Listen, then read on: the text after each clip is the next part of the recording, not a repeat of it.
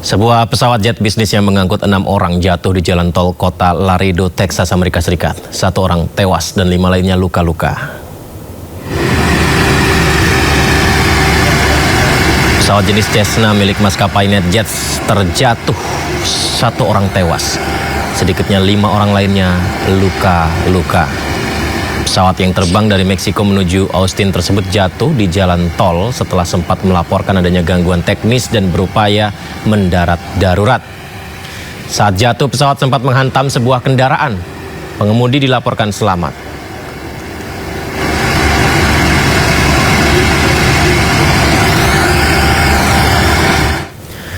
Jelang kesepakatan damai antara Iran dengan Amerika Serikat, Israel terus melancarkan serangannya ke Lebanon Selatan. Kali ini Israel menargetkan jurnalis yang sedang bertugas.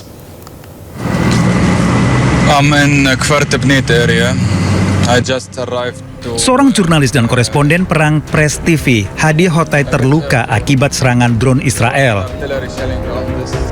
Saat kejadian, Hadib sedang bertugas di bundaran Arnaon Yohmor Fartepnit dekat Nabitieh, Lebanon Selatan. Tiba-tiba terdengar suara tembakan yang menyasar dirinya. Padahal saat itu Hadi sedang menggunakan rompi dengan helm bertuliskan Press. The Israelis did try to destroy the entire area. Serangan ini membuat Hadib tergeletak di jalan. Hadi pun terkena 6 pecahan peluru.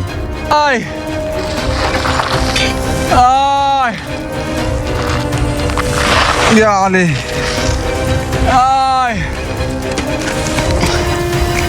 هذا استهداف للصحفيين. هيدا استهداف متعمد للصحفيين. ما كان معي حدا بالسيارة، ما كان في حدي حدا، ما كان في قدامي حدا، ما كان في وراي حدا. الدرون كبت القنبلة علي، كان فيها تكبها مثل وقت الاسناد ووقت الهول متعودين عليها نحن لو الدرونات. يعني برمت هيك فجرت وراي، وقعت على الارض، ما عادش قدرت اتحرك جري، فقدت السيطرة عليهم. هلا الحمد لله، بس لانه الاصابات يعني على ضربة الشظايا فاتوا بجري من ورا، ما عادش قدرت اتحرك، ضليت اسحاف لحد ما اجوا الشباب جابوني. Insiden ini terjadi di tengah ketegangan berkelanjutan di perbatasan Lebanon dan Israel. Serangan kepada jurnalis yang menggunakan pengenal Press melanggar hukum internasional. Jelang penandatanganan kesepakatan damai Amerika dengan Iran, Israel menjadi duri penghalang dengan terus menyerang Lebanon. Presiden Amerika Serikat Donald Trump mengkritik Israel dan meminta Perdana Menteri Israel Benjamin Netanyahu bertanggung jawab.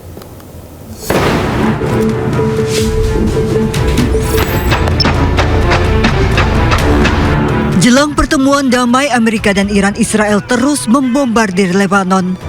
Padahal poin kesepakatan damai, seluruh pihak harus menghentikan perang secara menyeluruh, termasuk di Lebanon. Namun Israel menolak kesepakatan damai Iran-Amerika. Israel bahkan mengecam kesepakatan damai AS-Iran dan akan terus gempur Lebanon dengan alasan membela diri. צהריים טובים. למדינת ישראל אסור לקבל את הפסקת האש בין ארצות הברית לאיראן. אנחנו חייבים לפעול מתוך תודעה ברורה ובלתי מתפשרת. ביטחון אזרחי מדינת ישראל מעל הכל. מדינה ריבונית אינה קבלן ביצוע של שום מעצמה. היא אינה מחויבת להסכמים שסותמים את הגולל על היכולת שלה להגן על העם שלה. מול איומים קיומיים אסור לנו לפעול מתוך לחץ חיצוני, אלא מתוך צו המצפון שלנו. כשם שאדם מחויב לעשות את מה שהוא נדרש כדי להגן על הבית שלו, מדינת ישראל מחויבת לעשות הכל כדי להגן על אזרחיה. אנחנו חייבים להמשיך להרוס את הבתים בדרום לבנון, חייבים להמשיך להרחיק את התושבים בדרום לבנון, חייבים להמשיך לחסל מחבלי חיזבאללה בלבנון. Presiden Amerika Serikat Donald Trump pun mengaku tak senang dengan cara Israel. Bahkan Trump mengkritik Israel dan serangan terbaru mereka di Beirut saat bertemu dengan Emir Qatar di G7 di Evian, Lebang, Prancis. I saw that attack. I saw where that bomb went. Did you see what happened? That was too much. You know, you can do too much also. but we've had a very effective relationship. Without us, without the United States, there would be no Israel. Without me, there would be no Israel, because no other president was willing to do what I did. I've had a great relationship with Bibi, but now Bibi has to be more responsible with respect to Lebanon. Penandatanganan kesepakatan damai semula dikabarkan akan dilakukan pada Jumat 19 Juni, namun belakangan mundur menjadi Sabtu 20 Juni di Swiss. Pergesekan antara Amerika Serikat dan Israel rupanya makin mengemuka. Presiden Donald Trump tegas menyatakan dirinya tidak senang dengan cara Israel menangani Hizbullah saat ini, terutama jelang penandatanganan kesepakatan damai Amerika dengan Iran. Hal ini dinyatakan Trump di sela-sela pertemuan dengan Emir Qatar di perhelatan KTT G7. Israel's fighting Hezbollah too long and too many people are being killed. And you don't have to knock down an apartment house every time you're looking for somebody. Because there are a lot of people in those apartment houses, and they're not all Hezbollah, that I can tell you. And I suggested to Israel to let Syria take care of Hezbollah. Because to be honest with you, I think they do a better job of doing it. And I didn't like Syria. I didn't like where 2 hours before we're signing the agreement that there was an attack in Lebanon, in Beirut. It was right in, it wasn't like in the southern side and, you know. Menteri Luar Negeri Iran Abbas Araghchi mengatakan penghentian pertempuran di Lebanon sebagai prasyarat kesepakatan damai dengan Amerika Serikat. Hal ini disampaikan di markas Kementerian Luar Negeri Iran pada Selasa dalam pertemuan dengan para duta besar dan kepala misi diplomatik di Teheran.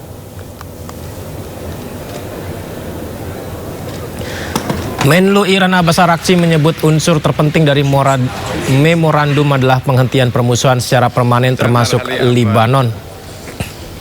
Ia juga menegaskan setiap serangan militer di masa mendatang oleh Israel terhadap Lebanon atau pendudukan berkelanjutan atas tanah Lebanon akan menjadi pelanggaran terhadap memorandum ini. Sebelumnya hari Minggu 14 Juni Trump mengumumkan bahwa Amerika Serikat telah mencapai kesepakatan dengan Iran untuk mengakhiri konflik. Babak baru negosiasi Iran-AS akan dimulai setelah penandatanganan resmi berlangsung pada hari Jumat mendatang.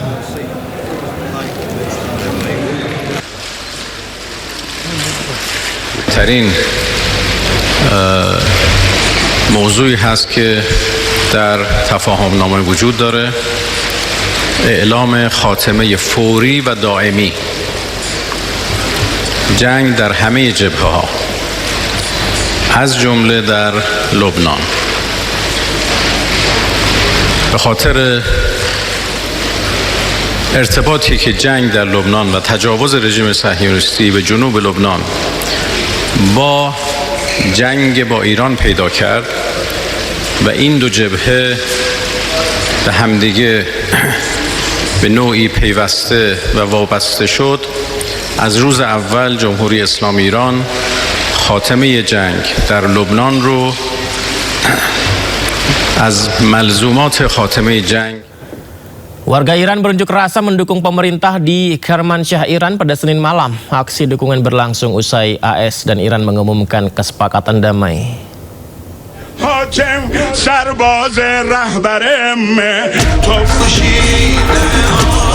Warga Iran turun ke jalan untuk mendukung pemerintah usai Amerika Serikat dan Iran mengumumkan kesepakatan damai.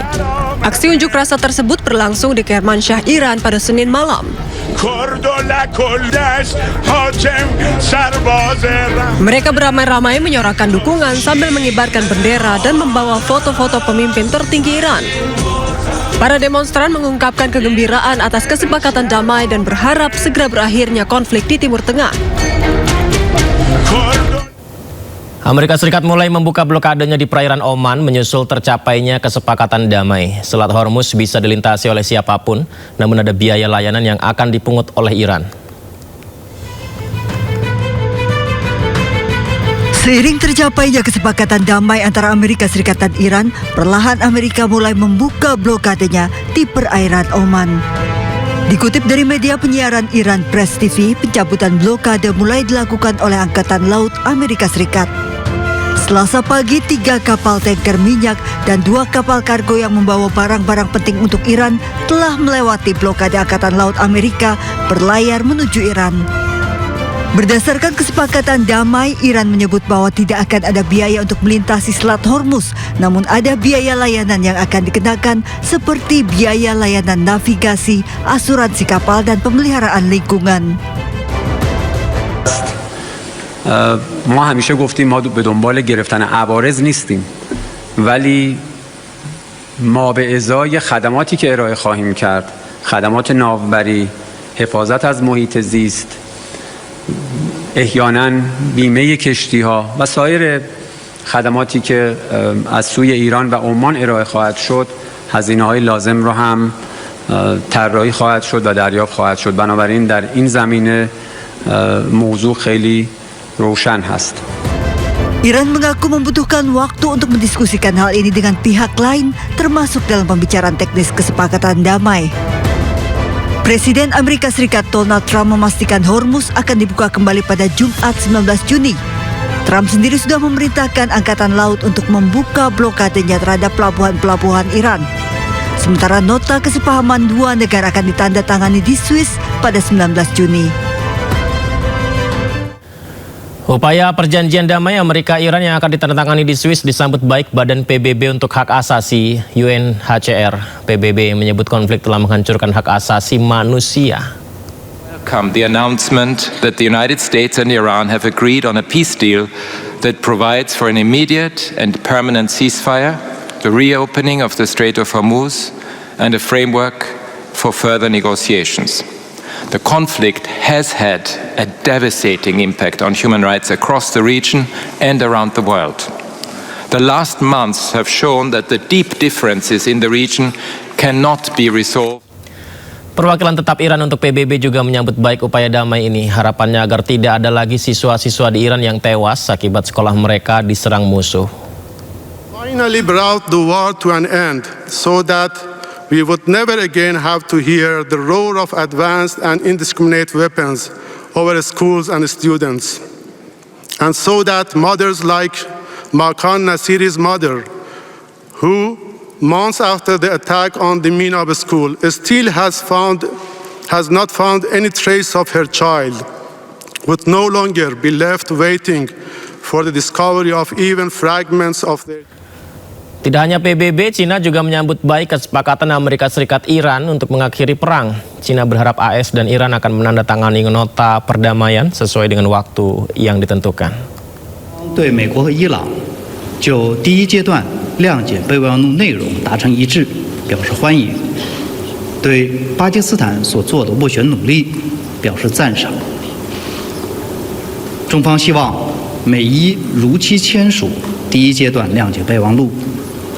希望相关各方坚持和平选择，通过对话谈判解决问题。中方愿同国际社会一道，为早日恢复中东海湾地区和平安宁继续发挥。 Kesepakatan damai Amerika Serikat dengan Iran akan berdampak pada pencabutan sanksi yang selama ini dijatuhkan pada Iran. Namun tidak semua sanksi akan dicabut. Amerika dan Iran akan melakukan pembahasan teknis selama 60 hari.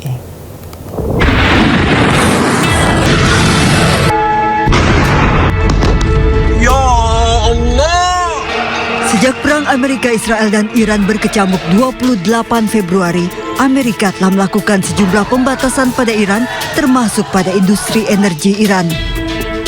Bahkan Amerika menjatuhkan sanksi pada kapal yang terlibat pengangkutan minyak mentah Iran, serta individu dan perusahaan yang terafiliasi. Dengan tercapainya kesepakatan damai Amerika dan Iran, sejumlah sanksi akan dicabut.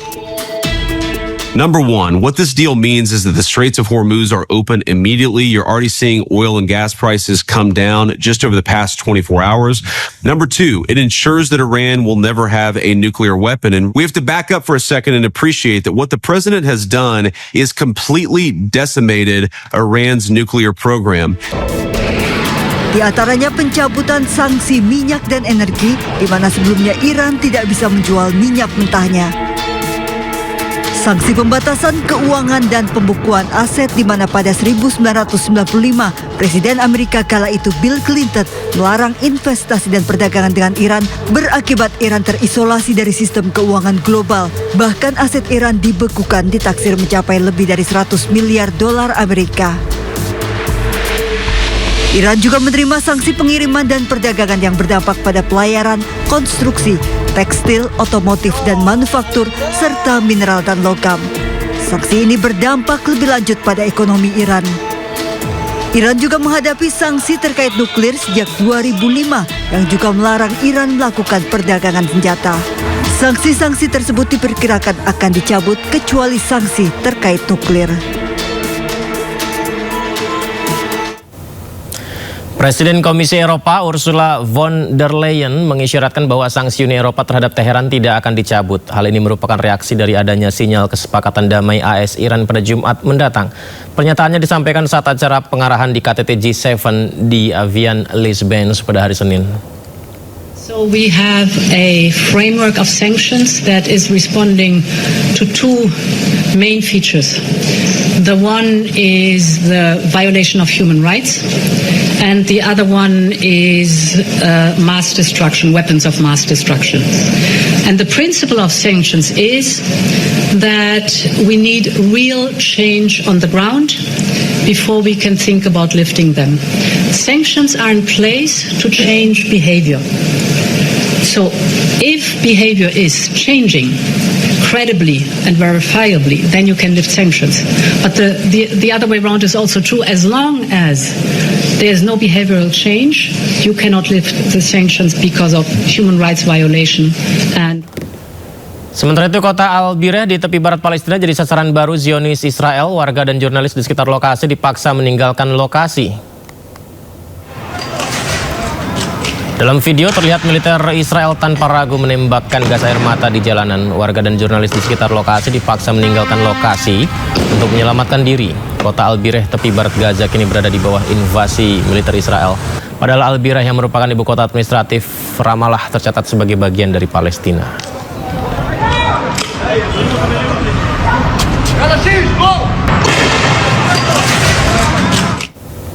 Pemukim Israel menyerang masjid dan membakar area sholat perempuan di tepi barat Palestina.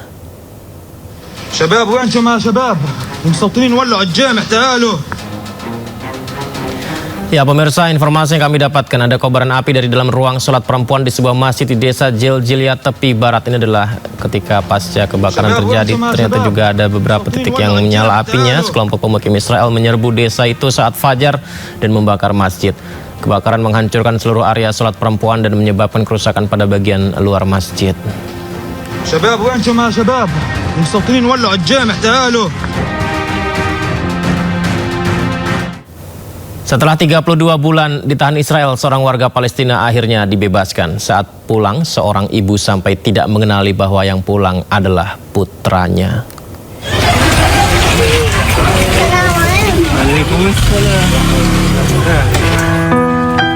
Momen haru menyelimuti kepulangan Sadek Tahaineh, warga silat Al-Harithia, sebelah barat Jenin yang ditahan Zionis Israel. Sadek akhirnya dibebaskan Zionis Israel setelah 34 bulan ditahan. Kepulangan Sadek disambut oleh ibu dan anak perempuannya.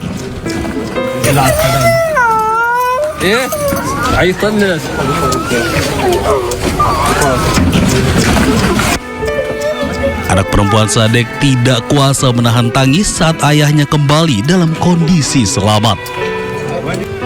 Bahkan ibunda Sadek sampai tak mengenali putranya sendiri lantaran penahanan berkepanjangan yang membuat penampilan Sadek berubah. Zionis Israel kerap menahan warga Palestina tanpa proses peradilan yang adil. Menteri Luar Negeri Republik Indonesia Sugiono resmi tiba di kota Kazan, Rusia guna menghadiri konferensi tingkat tinggi KTT Rusia ASEAN 2026.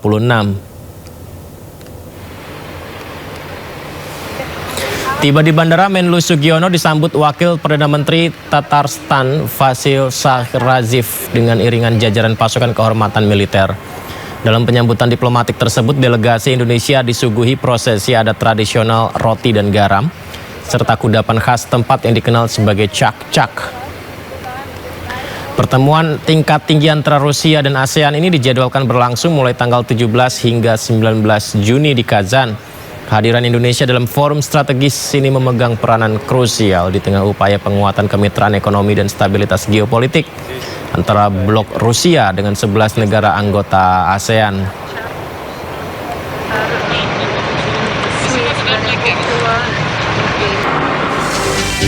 Jelang penandatanganan kesepakatan damai Amerika dan Iran, Israel seolah menjadi duri penghalang. Terbaru Trump mengecam serangan Israel ke Lebanon yang kian membuat berang. Nah, akankah Trump kali ini sungguh-sungguh berniat menghentikan perang? Kita diskusikan usai jeda di Indo Prime.